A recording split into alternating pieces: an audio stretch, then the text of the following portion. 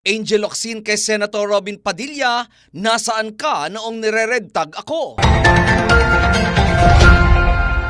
Komunista po ako. Ito ang pahayag ni Senator Robin Padilla na hinangaan ngunit binira ni Angel Locsin. Sa kanyang Facebook page, inirepost ng aktres ang isang art card mula sa Manila Bulletin kung saan makikita ang senador at ang sinabi nito na komunista po ako. Nang questionin nito si Attorney Jeremy Lotok ng National Bureau of Investigation kaugnay sa Operation Romanov, isang plot na umano'y may kautusan na ilikida si Vice President Sara Duterte at pamilya nito. Sa kanyang post, sinabi ni Angel na noong magkasama sila ay laging ikinukwento ng senador ang mga panahong namundok at nag-armas ito para ipaglaban ang bayan kung saan dinadalaw pa raw ito ng kanyang ex. Natuwa umano siya sa pag-amin ni Robin na isa itong dating komunista at natuwa umano siya dahil nakita niya ulit ang dating Robin Padilla na nakilala niya at naging honest ito ngayon. Dito na ipinasok ni Angel ang kanyang tanong kung nasaan si Padilla noong mga panahong ni-red tag siya kahit alam umano nito na hindi totoo ang pangre-red tag sa kanya.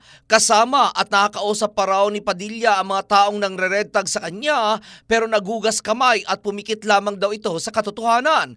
Isa umano sa pinakamalaking dahilan kaya't ibinoto ito ng maraming Pilipino ay dahil inaasahan ito na magiging matapang itong boses para sa mga Muslim.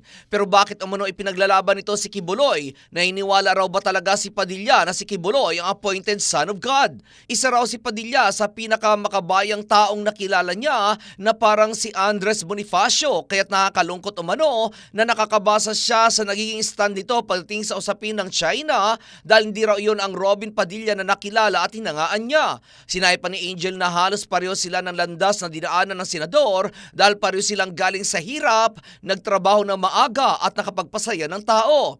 Ayon pa rin sa aktres, ang utang na loob nila ay sa Diyos at sa lahat ng Pilipino at hindi lamang sa isang tao. Sa huli ay nagbili ng matindi si Angel kay Padilla nang sabihin nito ang mga katagang, "Tama na kuya, gising na, hindi pa huli ang lahat," at sa kanito tinag si Senator Robin Padilla.